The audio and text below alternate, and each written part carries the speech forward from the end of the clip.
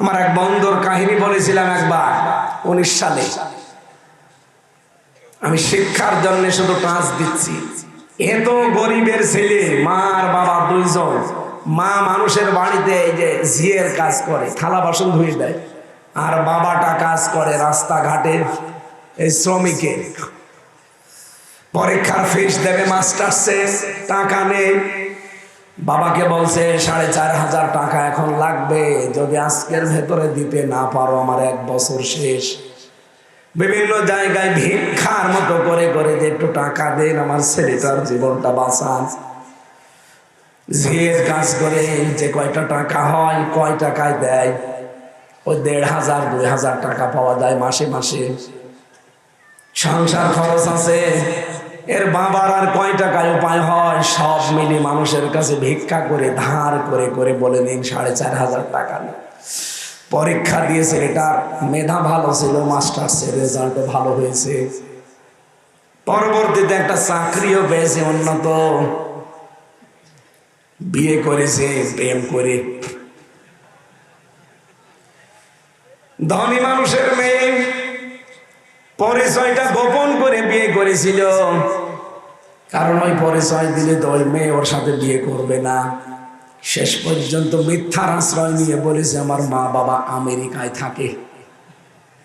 এই কথা বলে বিয়ে করেছে। বিয়ে করে ঢাকাতেই ফ্ল্যাট নিয়ে থাকে, কারণ বেতন পায় তো ভালো। কিছুদিন যাবার পরে মার অসুস্থ, এমন একটা অসুখ, প্রতিদিন 300-400 টাকার ঔষধ লাগে। ছেলেটা কিছুদিন টাকা পাঠিয়েছিল, এখন আর পাঠায় না, কারণ বউটা এখন গোপনে সব জেনে ফেলেছে যে এর মা বাবা ঝিয়ের কাজ করে বেড়ায়। বাড়ি দিয়ে দিত।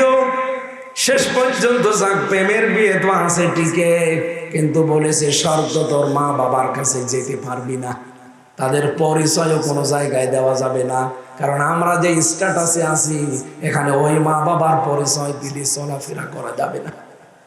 বর মন রক্ষা করতে গিয়ে শেষ পর্যন্ত বলছে ঠিক আছে, ওদের সব ডিলিট। বাবা চিন্তা করছে টাকা পয়সা তো পাঠায় না, আর আমি তো ঢাকায় যাব কি করে, খোঁজ নেই। বহু কষ্ট করে একটা রিক্সা রাতের বেলা ভাড়া নিয়েছে, দিনের বেলা রিক্সা চালাতে পারে না, কারণ মানুষ চিনে ফেলে বলবে তোমার ছেলে শুনলাম এত বড় চাকরি করে আর তুমি রিক্সা চালাও, ছেলের যেন বদনাম না হয়। এই জন্য রাতের বেলা রাতটা ভাড়া নেয়। এই যে ঢাকা থেকে বগুড়া, জয়পুরহাট, নওগাঁ, এই সমস্ত জেলাতে যে নাইট কোচগুলো আসে, এইগুলো যখন এসে নামিয়ে দেয় রাত 12টা 1টা 2টায়, ওইগুলোর ভাড়া মারে। কিছু টাকা পেলে রিক্সা ভাড়া শোধ দেয়, আর বাকি টাকা নিয়ে ঔষধ কেনে। আজকে সারা দিন হয়ে গেল, কিছুই পাইনি। খুব কষ্ট করে আজকের দিনে রিক্সাটা ভাড়া নিয়ে বসে আছে, মনে করেন জয়পুরহাটে। ঢাকার ফার্ম গেটে এই ছেলেটার সাথে গ্রামের একজনের দেখা। ডাক দিয়ে বলে ভাই আপনি তো খুবই আরামে আছেন, সাই স্যুট প্যান্ট পরে, অথচ আপনার মা কয়েকদিন হলো অসুস্থ, মনে হয় আর বাঁচবে না। স্ত্রীর কাছে অনুমতি চাইতে গেছে যে আমার মা অসুস্থ, শেষ দেখা দেখতে যায়, বলে না ওদের পরিচয় দেওয়া যাবে না। ওর গেছে রাগ হয়ে, আচ্ছা আমার মাই যদি না বাঁচে তোরে আমি কি করব, তোরেও আমি আর রাখবো না। রাগ করে রাগারাগি করে চলে এসেছে, ওর কথা না শুনে। নাইট ক্রসে এসে নেমেছে মনে করেন জয়পুরহাটে, রাত 2টা বাজে তখন। এই শীতের রাতে কুয়াশার ভেতরে বাস থেকে নেমেই দেখে একটা রিক্সা, টিম টিম করে আলো জ্বলছে। সন্তানটা বাস থেকে নামার পরেই মুরব্বী চেহারার দিকে তাকিয়ে চিনে ফেলেছে। চিন্তা করছে এখনো কয়েকজন বাস থেকে নামছে, সামনে যদি যাই আমার পরিচয় পেলে হয়তো আমার ছেলের সম্মান নষ্ট হবে। গামছা দিয়ে মুখটা পেঁচিয়ে নিয়েছে, শুধু চোখ দেখা যায়। যে কণ্ঠের স্বর উলট পালট করেছে, ডাক দিয়ে বলছে স্যার যাবেন আপনি? কোথায় যাবেন? বলছে পান্তাপাড়ায় যাব, কানু মিয়ার বাড়িতে। চলেন আপনাকে নিয়ে যাচ্ছি। ভাড়া মিটিয়ে নিয়ে যাচ্ছে।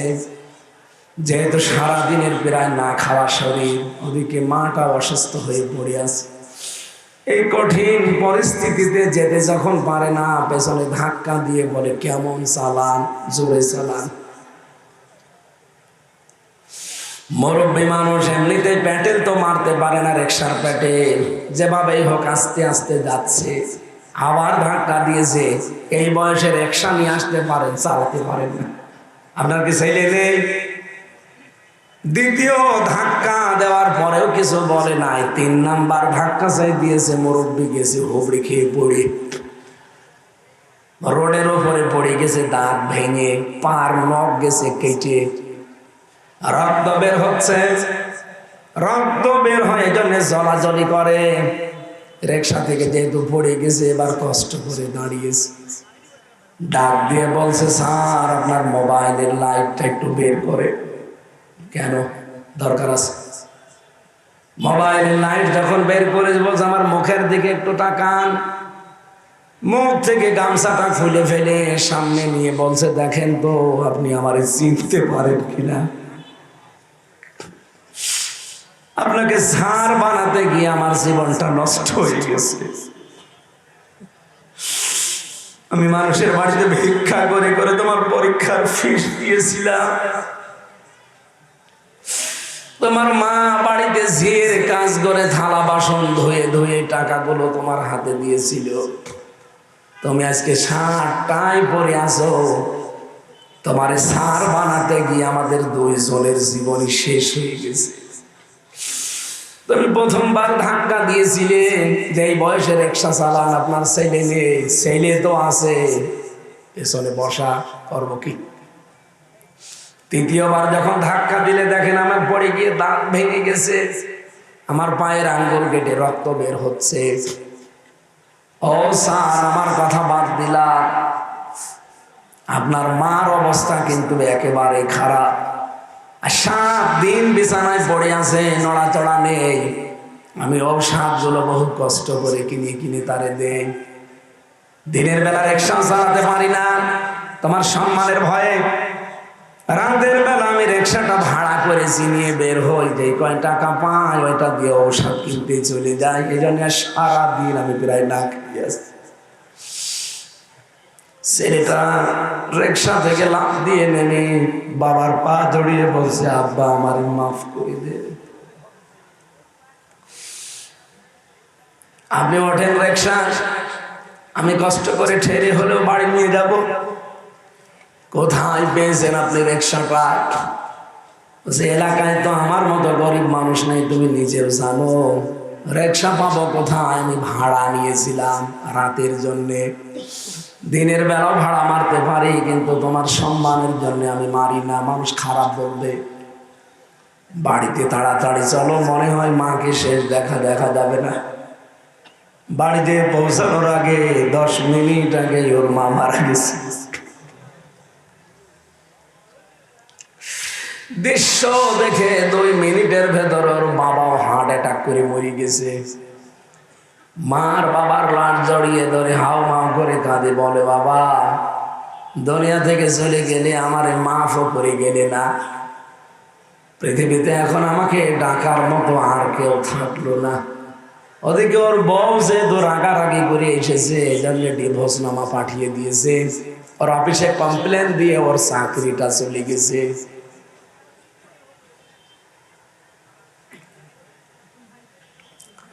রক্তের সম্পর্ক যদি ছিন্ন হয়ে যায়, আমার বন্ধুর মতো অবস্থা হবে আপনারও।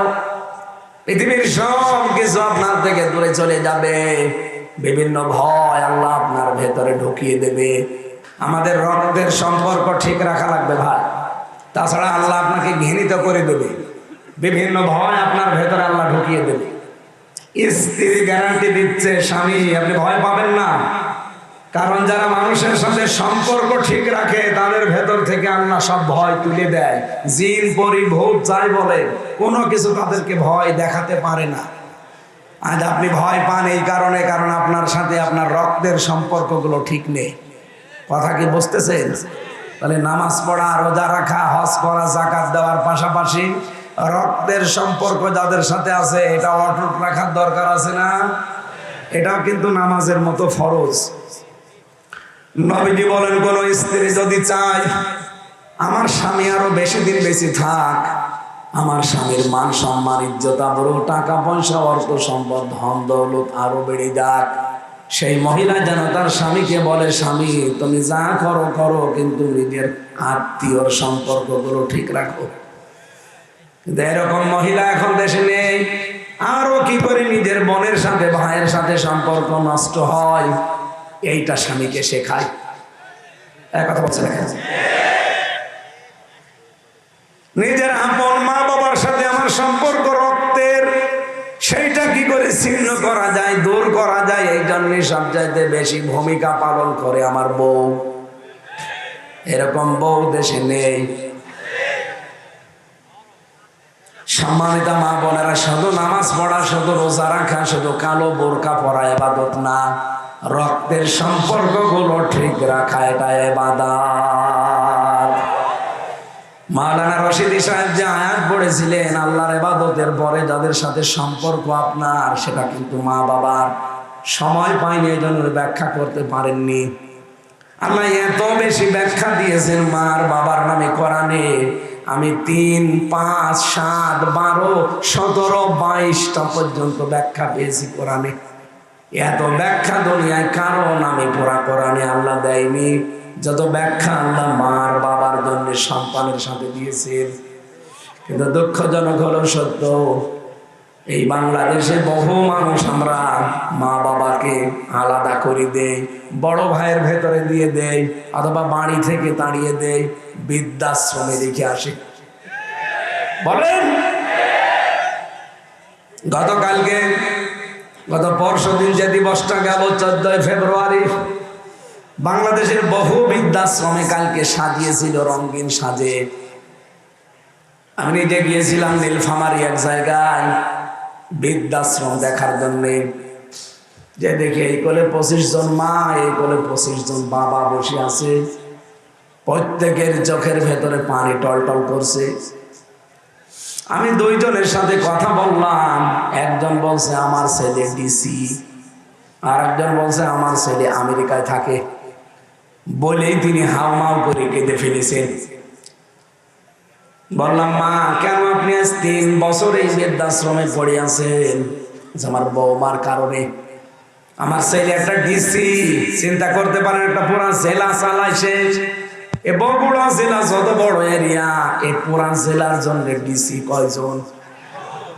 অথচ ডিসির মা পড়ে আছে বৃদ্ধাশ্রমে 3 বছর।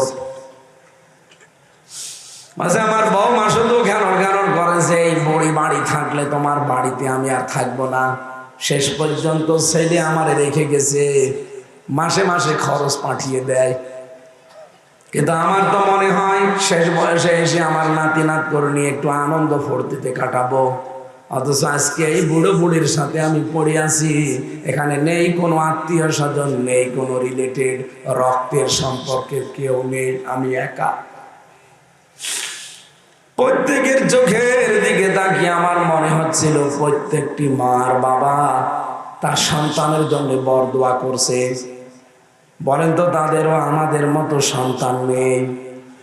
বলেন না কেন? আর একজন বলছে আমার ছেলে আমেরিকায় থাকে, বিশাল ফ্যাক্টরি দিয়েছে সেখানে শুনেছি। এত বড় কিছুর মালিক হওয়ার পর আজকে আমার জায়গা বৃদ্ধাশ্রম। কথাগুলো শোনার পরে চিন্তা ভাবনা এসেছে আমার, শুধু ওই ডিসি ও আমেরিকায় থাকে এই সন্তানেরই দোষ না, ওই পুত্রবধূদের দোষ দিচ্ছিল ওনারা, শুধু ওই বেটার বড় দোষ না, দোষ ওনাদেরও আছে। আরে আল্লাহর পরে যাদের স্থান, সেই মা বাবার কথা যেই কিতাবে লেখা আছে, সেই কিতাবই তো তাদেরকে পড়ায়নি। কি মাওলানা আব্দুল বারীকে তার মা বাবা পড়িয়েছে, এটা এই জন্য উনি তেলাওয়াত করে আপনাদের শোনাচ্ছিল যে ওয়াকাযা রাব্বুকা আল্লা তা'বুদু ইল্লা ইয়্যা, আমি আল্লাহ রায় দিয়েছি আমার ছাড়া কারো ইবাদত করা যাবে না। ওয়া বিল ওয়ালিদাইনি ইহসানা, আমার পরে আমি আল্লাহ স্থান দিয়ে দিলাম তোমার মা বাবার, তাদের সেবা করা লাগবে। বলেন তো, আল্লাহর ইবাদত করা, আল্লাহর আইন মানা কি? আরো জোরে বলেন, সবাই বলেন। মা বাবার আইন মানা না। এখানে আলেম বসে আছেন, আপনি আন্দাজে ফরজ বললেন কেন? মাঝখানে ও আল্লাহ খেলা করার জন্য দিয়েছে। কোরআনের প্রতিটা শব্দ গবেষণামূলক চিন্তা ভাবনা করে কথা বলবেন। আলেমরা আছে, আপনি আন্দাজে বলতেছেন না। আল্লাহর আইন মানা এটা ফরজ, এর ভেতরে কোনো প্রশ্ন নেই। কিন্তু মা বাবার আইন মানা ফরজ না, মা বাবার সেবা করা ফরজ। কথা বলছে কেন বলছে? আমি 2 বার রিপিট করলাম কথাটা, আমি আরেকবার করছি রিপিট। বলেন আল্লাহর আইন মানা কি? মা বাবার আইন মানা কি? ফরজ না। মা বাবার সেবা করা ফরজ, সাধ্য মতো তাদের পেছনে খরচ করা ফরজ। কি কথা বলেন এখানে? কি বুঝলেন এখান থেকে বলেন আপনি? আল্লাহর পরে যাদের স্থান, রক্তের সম্পর্ক আমার সাথে সবচাইতে বেশি যাদের, তারা কারা? আরো জোরে বলেন।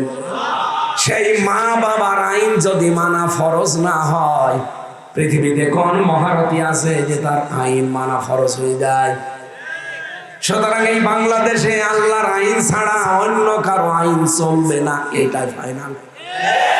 সামনে আল্লাহর আইন ছাড়া কারো আইন চলবে? আমরা চলতেও দেব না। হ্যাঁ, কথা বলেন না কেন? কত দূর গেল আপনি টের পেয়েছেন? আমার এ কথা কত দূর গেছে আপনি টের পেয়েছেন? অন্তত সারা দুনিয়া না গেলেও বাংলাদেশে আমরা এটা রাখতে চাই সামনে। আমরা যারা আল্লাহর বান্দা দাবি করছি, আল্লাহর রায় মেনে নেওয়া লাগবে। মা বাবার আইন মানা ফরজ না, যেখানে তাদের সেবা করা ফরজ, তাদের খেদমত করা ফরজ। অথচ আজ পৃথিবীতে বহু নেতা তারা আইন বানিয়ে আমাদেরকে মানতে বাধ্য করছে। এটা একটা শিরিক। এটা কি? এটা যে শিরিক, তার প্রমাণ সূরা আরাফের 54 নম্বর আয়াতের মাঝে পাবেন, সূরা ইউসুফের 40 নম্বর আয়াতের মাঝে পাবেন। আলা লাহুল খালাকু ওয়াল আমরু ইনিল হুকমু ইল্লা লিল্লাহ। এই 2টা আয়াতের সামারাইজ কথায়, সৃষ্টি যার আইন চলবে, তার সৃষ্টি যার আইন চলবে, আরো জোরে আইন চলবে। সুতরাং এই দেশটা যেহেতু আমার আল্লাহর সৃষ্টি করা, এখানে আইনও চলা লাগবে আল্লাহর। আল্লাহ বাদে কারো আইন আমরা চলতে দেব? যারা আল্লাহর আইনের বিপক্ষে অবস্থান নিয়েছেন, আল্লাহর আইন নিজেও মানেন না, অন্য কেউ মানবে, মানতেও দেন না, আপনি কিন্তু আর মানুষ নেই, আপনি একটা শয়তান। এমনকি আল্লাহর আইনকে যারা মানতে চায়, যারা মানাতে চায়, তাদেরকে কত রকমের অপবাদ এখন বাংলাদেশে দেওয়া হচ্ছে। আরে ভাই, 15.5 বছরে দিয়েছে, সেটা তো দিয়েছে, এখন আবার নতুন করে দিতে চান কোন কারণে? নতুন করে আপনি কোথায় পাচ্ছেন এই সাহস? কুড়িগ্রামে গতকালকে একজন এই কথা জানিয়েছে যে কোরআন শরীফ জামাত ইসলামের ভাওতাবাজি। সে যেই হোক, এই লোকটা যদি এই কথা বলে এখনো তওবা না করে, কিন্তু কাফের হয়ে গেছে। এই কথা বলেন না কেন? যে দলের লোক আপনি হন, আমার কোনো কিছু দেখার দরকার নেই, আপনি কাফের। কারণ কোরআন জামাত ইসলামের না, কোরআন চরমনার না, কোরআন 8 রশির না, কোরআন কার? আরো জোরে বলেন। কি শব্দ বললেন? যে কোরআন জামাত ইসলামের ভাওতাবাজি বই, কোরআন দিয়ে নাকি জামাত ইসলামের রাজনীতি করে, ধর্ম ব্যবসা করে। আপনি কথা বলতে পারলেন, এটা কোথায় যে লেগেছে আপনি টের পাচ্ছেন? এটা সরাসরি আল্লাহর আরশে ধাক্কা খেয়েছে। কোরআনের একটা অক্ষর অস্বীকার করলে যার ঈমান থাকার কথা না, আর আপনি পুরা কোরআনকে বলছেন এটা ভাওতাবাজি, জামাত ইসলামের বই। আপনার ঈমান নেই। আপনার নাম যদিও জুলফিকার আলী, কিসের জুলফিকার আপনি? আপনাকে ঈমান আনা লাগবে, আবার নতুন করে কালেমা পড়ে। এইরকম মানুষ বাংলাদেশে যত আছে, তারা যদি কালেমা পড়ে নতুন করে আবার ঈমান নবায়ন না করে, ওই লোকটা কাফের। ওর জানাজা পড়া জায়েজ নেই, ওকে যে সাপোর্ট করবে সেও কাফের। কারণ ঈমান ভেঙে যাওয়ার কারণ 10টা, তার 9 নম্বরের কারণে কেউ যদি কাফেরকে কাফের মনে না করে সেও কাফের। এই কথা বলে না কেন? যালিকা বিআন্নাহুম কারিহু মা আনজালাল্লাহু ফাআহবাতা আমালাহুম। সূরা মুহাম্মদের 9 নম্বর আয়াত। আল্লাহ পাক বলেন ওরা কোরআন মানে না এমন না,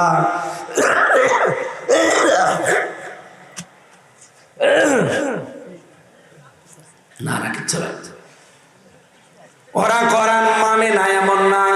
আমি আল্লাহ যে নাজিল করলাম কোরআনে কারীম, কোন বিধান যদি কেউ অপছন্দ করে সঙ্গে সঙ্গে ওর পেছনের যত আমল আছে ফাআহবাতা আমালাহুম, আমলের বহুবচন আমাল, আমি আল্লাহ সব কিছু ওর পেছনে নষ্ট করে দিয়েছি, ধ্বংস করে দিয়েছি। বলেন নাউজুবিল্লাহ।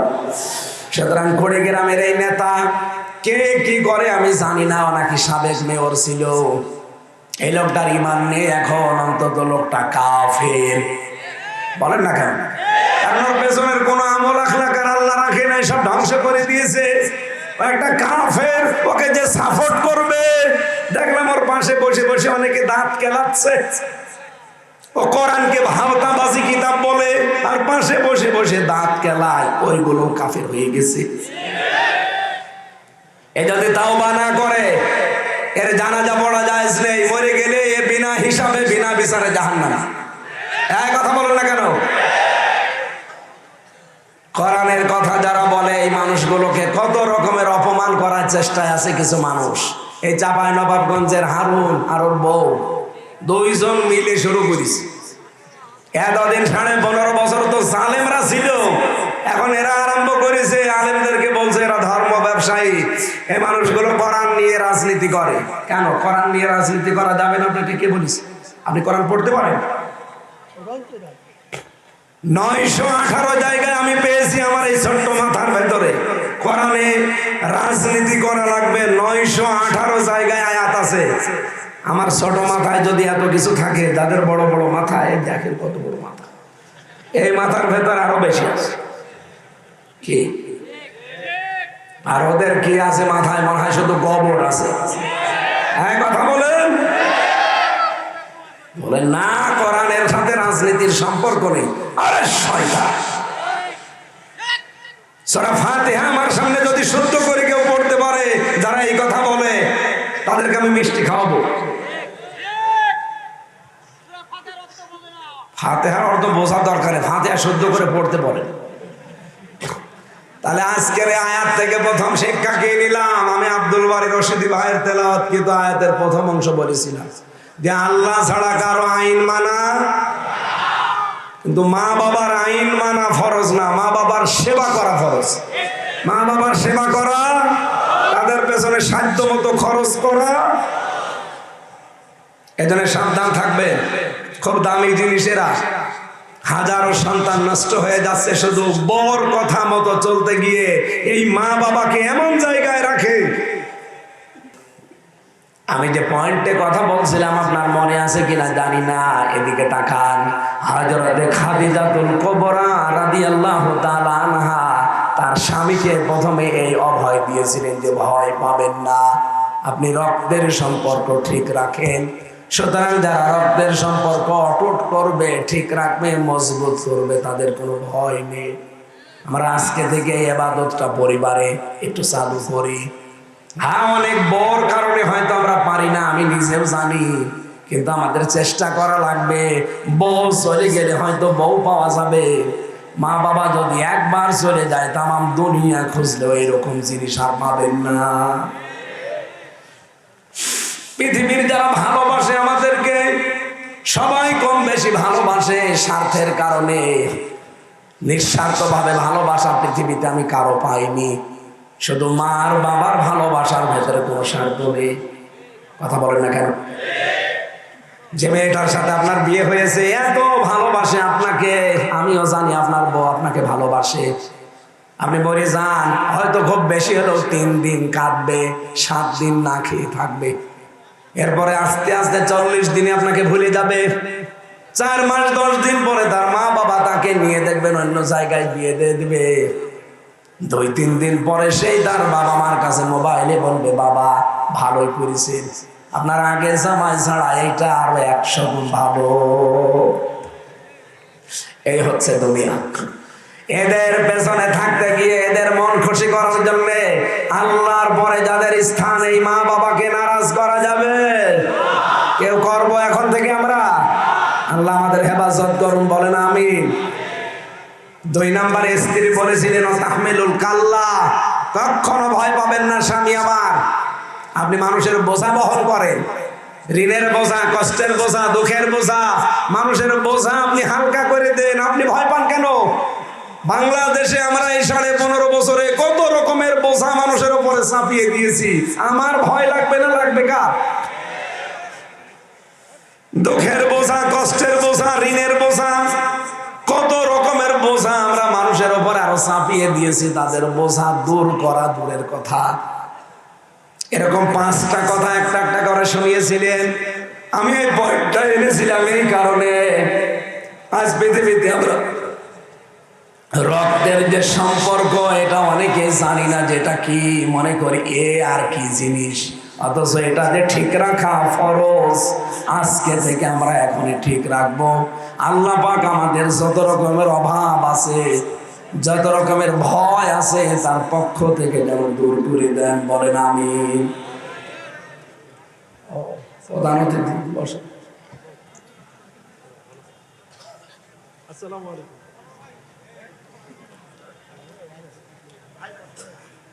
আমাদের সাবেক এমপি না, এখানে একটা কথা শুনি, এই 15.5 বছরে যারা এমপি হয়েছে, মন্ত্রী হয়েছে, উপজেলা চেয়ারম্যান হয়েছে, মেয়র হয়েছে, এরা পোস্টারে যেন সাবেক এমপি না দেয়। ওনাদের 6 জনেরটা ভিন্ন, কারণ ওরা যে জিহাদ করে হয়েছে সেটা তো আমরা জানি। বাকি যারা পালিয়েছে এই 300 এমপির ভেতরে, এরা যদি সাবেক এমপি লেখে কোন জায়গায়, সাবেক মন্ত্রী লেখে, ওদের সাবেক চোর লেখা দরকার, সাবেক ডাকাত লেখা দরকার। কারণ আপনাদেরকে আমরা ভোট দেইনি, এই কথা বলেন না কেন? ভোট দিয়েছি আমরা। আমার 33 বছর বয়স, 18 বছর থেকে ভোট দিতে আরম্ভ করলে আমি 3 বার ভোট দিতে পারতাম, একবারও পারিনি। তার মানে ভোট এতদিন হয়নি। আগামী থেকে যেন আমার ভোট আমি দিতে পারি সেই ব্যবস্থা করা লাগবে। এই কথা বলেন না কেন? এটা আবার নস্যাৎ করার জন্য মোদি সাহেব গিয়েছিল অলরেডি ট্রাম্পের কাছে, এই বাংলাদেশ সম্পর্কে কিছু মিথ্যা তথ্য তার কাছে দিয়ে আবার ওই ডাইনি বুড়িকে এসে বসাবে। কিন্তু ট্রাম্প তো জাতে মাতাল হলো, তাহলে ঠিক আছে। আমাদের ইউনূস সাহেব, ডক্টর মোহাম্মদ ইউনূস, যেই দিন মোদি গেছে ঠিক ওই দিনই আন্তর্জাতিক মিডিয়াগুলো নিয়ে আয়না ঘর আবিষ্কার করছে। এই দেখে, এই সেই ইলেকট্রিক শর্ট দেওয়া চেয়ার, এখানে 12 বছর মানুষকে ঘরের ভেতরে আটক করে রেখেছিল এই মহিলা। জাতিসংঘ ওই দিনই রিপোর্ট দিয়েছে। ডোনাল্ড ট্রাম্প যা বলবে সব ভুলে গিয়ে বলছে হাসিনার ব্যাপার আর আপনার ব্যাপার, আপনারা মিটানোর ভেতরে আমরা নেই, ওদের গুড়ে বালি। সুতরাং আবার ভোট ছাড়া নির্বাচনের ব্যবস্থা, এটা করার জন্যই মোদি এই চেষ্টা চালাচ্ছিল। যেহেতু আল্লাহ আমাদের বাঁচিয়ে দিয়েছে, সামনে আমরা চাই যেন আমার ভোট অন্তত আমি নিরাপদে দিতে পারি। এবার বলে না কেন?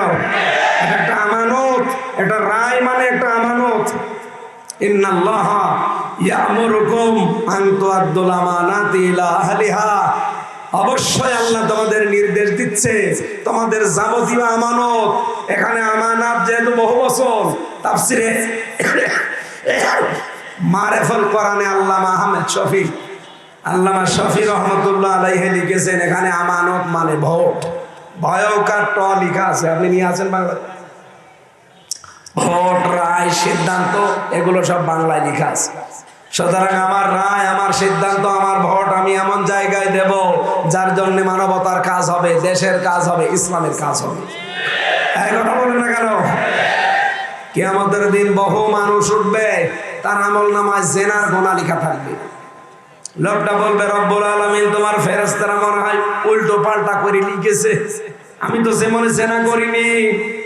আল্লাহ বলেন আমিও জানি তুমি জেনা করনি, আমার মানুষকে ভোট দিয়েছিলে, রায় দিয়েছিলে, তোমার ভোট পেয়ে লোকটা এমপি হয়ে মন্ত্রী হয়ে সংসদে বিল এনেছিল মদের জেনার পক্ষে।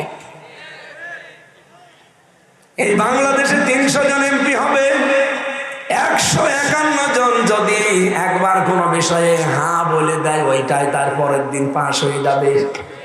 কথা বলে না কেন? সুতরাং আমরা এমন মানুষকে সামনে রায় ভোট সিদ্ধান্ত দিতে চাই যিনি প্রথম দিনই সংসদ অধিবেশনে নামাজের বিল আনবে। এই নির্দেশ কার? সূরা হজের 41 নম্বর আয়াতে আপনি খুঁজে নেবেন, এটা 17 নম্বর পারা 16 নম্বর পৃষ্ঠার 7 নম্বর লাইনে আছে, আল্লাযীনা ইম্মাক্কান্নাহুম ফিল আরদি আকামুস সালাহ। রব্বুল আলামিন বলেন আমার মুমিন বান্দাদেরকে যদি আমি রাষ্ট্র ক্ষমতা দান করি, ওরা প্রথম কাজ সংসদের প্রথম অধিবেশনে বিল পাস করবে নামাজের। 54 বছর আমরা যাদেরকে পাঠিয়েছি সবই তো প্রায় মুসলমান, এই কাজটা করলেন না কেন? সংসদের প্রথম অধিবেশনে কেন আপনারা নামাজের বিলটা পাস করে দিলেন না? তাহলে এই দেশের চুরি বন্ধ হয়ে যেত। আল্লাহ গ্যারান্টি দিচ্ছে নামাজের বিল পাস করেন, চুরি ডাকাতি, এই যে ছিনতাই রাহাজানি জেনা ধর্ষণ এগুলো বন্ধ হতে বাধ্য। ইন্নাস সালাতা তানহা আনিল ফাহশাই ওয়াল মুনকার, অবশ্যই নামাজ অশ্লীল ফাহিশা কাজ থেকে মানুষকে বিরত রাখবেই, এই গ্যারান্টি কার? সুতরাং নামাজের বিল যারা আনবে এরকম মানুষকে রায় দেওয়া যাবে না। মোশাররফ সাহেব যদি নামাজের পক্ষে যে কথা বলে আর যদি তার পরের দিন নামাজের বিলটা কায়েম হয়ে যায়, আপনি মোশাররফকে একটা ভোট দিয়েছিলেন, অথচ মানুষ নামাজ পড়বে 18 কোটি। কত? 18 কোটি মানুষ নামাজ পড়লে যে সওয়াব পায়, আপনি একটা ভোট দিয়ে ঠিক সেই সওয়াব পান। এটা রাজনীতি মনে না করে, দুনিয়ার কাজ মনে না করে সামনে এই কাজটা আমাদের অধিকার আমরা খাটাতে চাই। যারা এই জায়গায় কেউ বাধা হয়ে আসতে চান, এবার 15 বছর তো ছিলাম, এবার আর আমরা কাউকে বাধা দিতে দেব না। আমার ভোট আমি দেব, দেখে শুনে বুঝে দেব। কথা বলেন ঠিক কিনা? আল্লাহ রাব্বুল আলামিন চর্মচোখে 56,000 বর্গ মাইল আমরা যেন দেখতে পাই যে রাষ্ট্রীয়ভাবে নামাজ আর যাকাত কায়েম হয়ে গেছে। এই এলাকায় কত মানুষ টাকা ছেড়ে রাখে, 1000 টাকা দেয়, মাসে মাসে 200 টাকা বেশি পায়। এটার নাম কি? এটা মায়ের সাথে জেনা করার বলা হচ্ছে। আর বগুড়াবাসী, মায়ের সাথে জেনা করে কোনো মানুষ নামাজ পড়লে ওর নামাজ হবে? বলেন। তাহলে এই গোনাটা বাংলাদেশ থেকে বিদায় করা লাগবে না? আর এটা তো নিজের ব্যক্তি উদ্যোগে হবে না, এটা যাকাত ভিত্তিক অর্থনীতি কায়েম করা লাগবে। ইসলামী ব্যাংকে যে নিয়ম নীতিগুলো চলছে ইসলামের, যদিও 100% পারফেক্ট না, তারপরেও যে নিয়ম আছে ইসলামের 28টা। ইসলামী অর্থনীতি যারা বসে, মুশারাকা, মুদারাবা, মুরাবাহা, বায়ে সালাম, বায়ে ইস্তিসনা, বায়ে মুআজ্জাল, বায়ে ওয়াহিদা, এরকম 28টা আছে। কয়টা? আমার অর্থনীতির উপর তো আলোচনা না আজকে। এখানে 28টা নিয়ম দিয়ে শুধু ইসলামী ব্যাংক চলবে না, বাংলাদেশের সোনালী, রূপালী, চৈতালি ব্যাংক আছে, ওইটাও হবে। এরপরে অগ্রণী, আরো যত রকমের ব্যাংক আছে সব ইসলামী অর্থনীতির এই 28টা নিয়ম মেনে চলা লাগবে। আর এটা চলবে তখন যখন বাংলাদেশে রাষ্ট্রীয়ভাবে যাকাত ভিত্তিক অর্থনীতি কায়েম হবে। এটা তো ফেরেশতারা করে দেবে। হ্যাঁ, এইটাকে আপনি রাজনীতি মনে করে চলে যান কোন কারণে? আপনি যে জেনা করছেন মায়ের সাথে, তা 1 বার 2 বার না 33 বার, অথচ এখানে বহু মানুষ এই গোনায় লিপ্ত। 1000 টাকা ছেড়ে দেয়, মাসে মাসে 200 টাকা বেশি দেয়। এই কারা এগুলো করছেন তারা এই মুহূর্তে সিদ্ধান্ত নেন যে আমি ছেড়ে দেব। যারা যারা ছেড়ে দিতে পারেন হাত তোলেন। এই মুরব্বী মানুষ টাকা ছেড়ে রেখেছে। কয় টাকা ছেড়েছে? এদিকে আসেন, আসেন এদিকে। দাঁড়িয়েলা মানুষ আপনি, নাউজুবিল্লাহ। না বুঝো হাত তুলবে কেন? না, এই এলাকায় নেই, এই গোনাটা নেই। হ্যাঁ, কথা বলে না কেন? এই যে অনেকে জমি জায়গা দেয়, 1 বিঘা জমি আমি দিলাম মোশাররফ সাহেবকে, উনি আমাকে 1 লাখ টাকা দিল। যতদিন উনি জমি করে খাবে টাকা ফেরত দেওয়া লাগবে না। যখন 2 বছর 5 বছর যখন জমি ফেরত নেবে তখন আমি টাকা দিয়ে দেব। এটার নাম কি? কট। এ কট খাওয়া, কট জায়েজ না। এ কট তো কটই, এইটা জায়েজ নেই ভাই। এটা যারা করছেন আপনি কিন্তু জেনার গোনা হচ্ছে আমল নামায়, এটা ছেড়ে দেওয়া লাগবে। সত্যি করে বলবেন, এখানে অন্ধকার আছে, দেখা যাচ্ছে না। কে কে এই কটে আছেন হাত তোলেন তো। না আছে, ওই যে 1 2 3 4 যাক আছে, কয়েকজন আছে। সত্যি কথা বলেছেন, আলহামদুলিল্লাহ ভাই, এটা ছেড়ে দেওয়া লাগবে। আপনি না খেয়ে মরে যান, দরকার হয় আপনি না খেয়ে মরে যান, অন্য কিছু চেষ্টা করেন, এটা বন্ধ করেন। আর এটা যদি জায়েজ করে নিতে হয় 2টা পদ্ধতি আছে, বলবো। যতদিন মোশাররফ সাহেব এই জমি করে খাবে ততদিন ওনাকে এই যে দেশের যে খাজনার সিস্টেম আছে সরকারকে দেওয়া লাগে বছরে বছরে। 1 বিঘা জমিতে কত?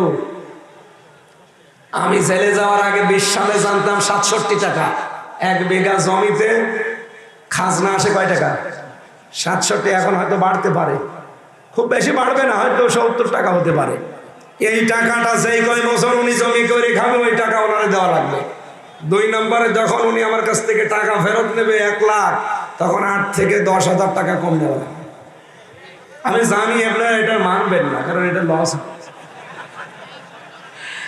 এই লাভ লসের মালিক কে বলুন তো? আপনার লাভ হলো লস হলে আল্লাহর বিধান আগে, তারপরে তো লাভ লস। 1 লোক গরু বিক্রি না করে নিয়ে আসতেছে, ডাকাইতের কাছে ধরা। চাচা গরু বিক্রি করেননি? বলছে বাবাজি দাম পাইনি। বলছে দাম পাওয়া দরকার কি, টাকা তো আমরা নেব। আপনার লাভ হোক লস হোক আপনি বিক্রি করে দেবেন, টাকা তো আপনি বাড়ি নিয়ে যেতে পারবেন না, টাকা তো আমাদের। আপনার লস হোক লাভ হোক ওইটা দেখার দরকার নেই, বিধান কার? যদি এই কোর্ট সিস্টেম জায়েজ করে নিতে চান এই 2টা শর্ত মানা লাগবে। এরপরে আরো 2টা আছে, খাই খালাসি আছে। এই এলাকায় কি বলে আমি জানি না।